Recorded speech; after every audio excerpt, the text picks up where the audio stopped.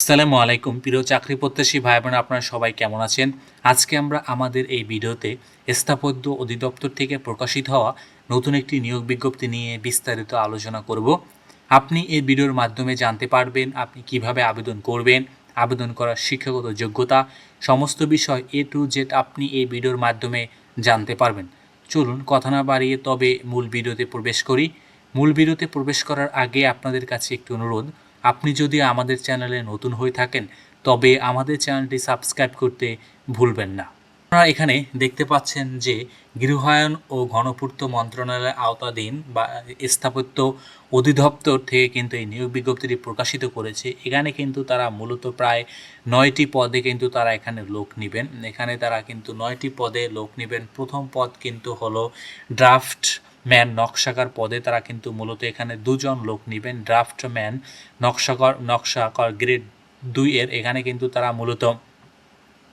মূলত কিন্তু তারা এখানে 2জন লোক নেবেন এবং আপনার কিন্তু কারিগরি শিক্ষা বোর্ড হতে স্থাপত্যে উন্নত ডিপ্লোমা সহ কম্পিউটার এইডেড ড্রাফট এবং অনুন্নত 2 বছর কাজের কিন্তু আপনাকে অভিজ্ঞতা থাকতে হবে। লাইব্রেরিয়ান পদে তারা কিন্তু মূলত এখানে 1জন লোক নেবেন এবং এটি কিন্তু গ্রেড 12 এর কিন্তু একটি জব। এখানে কিন্তু বলা হয়েছে কোনো শিক্ষিত বিশ্ববিদ্যালয় হতে গ্রন্থাগার বিজ্ঞানে 2য় শ্রেণী বা সমান সিজিপিএ উত্তীর্ণ হতে হবে। পাশাপাশি কোনো শিক্ষিত বিশ্ববিদ্যালয় হতে গ্রন্থাগার বিজ্ঞানে 2য় শ্রেণীর সমান সিজিপিএ সহ স্নাতকোত্তর এবং সম্মানের ডিগ্রিধারী থাকলে কিন্তু আপনি এখানে আবেদন করতে পারবেন। 3 নম্বর কিন্তু কম্পিউটার অপারেটর পদে তারা মূলত 1জন লোক নেবেন। এখানে কিন্তু আপনাকে অনার্স পাস থাকতে হবে। পাশাপাশি কিন্তু আপনাকে সার্টে বাংলাতে 50 ও ইংরেজিতে 80 এবং কম্পিউটার টাইপিংয়ে কিন্তু বাংলাতে 25 ও ইংরেজিতে 30 শব্দ কিন্তু থাকতে হবে সার্ট। এবং এরপর কিন্তু মুদ্রাক্ষরিক কম্পিউটার অপারেটর কিন্তু গ্রেড 14তে রয়েছে একটি এবং গ্রেড লিপিকার একটি এবং একটি কিন্তু মুদ্রাক্ষরিক, এটি কিন্তু সার্ট। 3 নম্বর কিন্তু সার্ট লিপিকার এবং 4 নম্বর হলো সার্ট মুদ্রাক্ষরিক। এখানে কিন্তু তারা মূলত 3টি পদ রয়েছে। এটি গ্রেড 14 এর একটি। এখানে কিন্তু আপনাকে অবশ্যই অনার্স পাস থাকতে হয়। পাশাপাশি কিন্তু আপনাকে বাংলাতে কিন্তু 45 শব্দ ও ইংরেজি 70 শব্দ কিন্তু সার্ট লিপিতে টাইপ করতে হবে এবং পাশাপাশি কিন্তু আপনাকে মুদ্রাক্ষরিকে বাংলাতে 25 ও ইংরেজিতে 30 শব্দ কিন্তু প্রতি মিনিটে থাকতে হবে। ড্রাফটম্যান নকশাকার গ্রেড 4 এ কিন্তু তারা এখানে 11জন লোক নেবেন। পাশাপাশি কিন্তু অফিস সহকারী কম্পিউটার পদে তারা এখানে কিন্তু 5জন লোক নেবেন। এখানে কিন্তু আপনাকে উচ্চ মাধ্যমিক পাস, পাশাপাশি কিন্তু আপনার এখানে কিন্তু কম্পিউটার মুদ্রাক্ষরিকে বাংলা ও ইংরেজিতে উভয় কিন্তু প্রতি মিনিটে 20 শব্দ করে টাইপ করার মতো যোগ্যতা থাকতে হবে।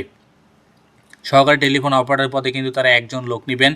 গাড়ি চালক পদে 4জন লোক নেবেন। এখানে কিন্তু জুনিয়র স্কুল সার্টিফিকেট, পাশাপাশি কিন্তু আপনাকে অবশ্যই হালকা বা ভারী যান চলাচলে কিন্তু আপনার বৈধ লাইসেন্স থাকতে হবে এবং লিখিত পরীক্ষা বাংলাদেশ সড়ক পরিবহন কর্তৃক মনোনীত প্রতিনিধিদের উপস্থিতির গৃহীত ব্যবহারিক পরীক্ষায় উত্তীর্ণ প্রার্থীদের মৌখিক পরীক্ষার জন্য যোগ্য বিবেচিত হবে। আপনাদের কিন্তু লিখিত এবং বাংলাদেশ সড়ক পরিবহন কর্তৃক যেই মনোনীত প্রতিনিধি রয়েছে এর মাধ্যমে কিন্তু আপনাদেরকে ফাইনাল নির্বাচন করা হবে এবং কিন্তু অফিস সহায়ক পদে তারা মূলত কিন্তু এখানে 5জন লোক নেবেন। কোনো শিক্ষিত বিশ্ববিদ্যালয় হতে এসএসসি পাস করলে আপনি এখানে আবেদন করতে পারবেন। এখানে কিন্তু আবেদন করার বয়সসীমা 18 থেকে 32 বছর। আপনারা যারা আবেদন করবেন আপনাদের কিন্তু এই সময়ের ভিতরে কিন্তু আপনাদের আবেদন করতে হবে।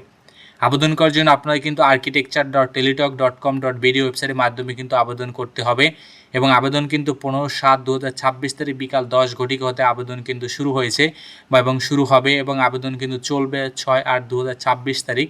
অতএব আপনারা যারা আবেদন করতে ইচ্ছুক আপনাদের কিন্তু এই সময়ের ভিতরেই কিন্তু আবেদন করতে হবে এবং আবেদন করার জন্য আপনাদের কিন্তু খুব বেশি একটি টাকার প্রয়োজন হবে না। 1 ও 2 নং পদের জন্য কিন্তু আপনার 168 টাকা খরচ হবে। 3 থেকে 8 নং পদের জন্য 112 টাকা এবং 9 নং পদের জন্য মাত্র 56 টাকা কিন্তু আপনার খরচ হবে এখানে আবেদন করার জন্য। অতএব আপনারা যারা আবেদন করবেন তারা কিন্তু খুব তাড়াতাড়ি আবেদন করে ফেলেন। architecture.teletalk.com.bd ওয়েবসাইটের মাধ্যমে কিন্তু আপনি আবেদন করতে পারবেন। তো ধন্যবাদ আপনাদেরকে এতক্ষণ আমাদের সাথে থাকার জন্য।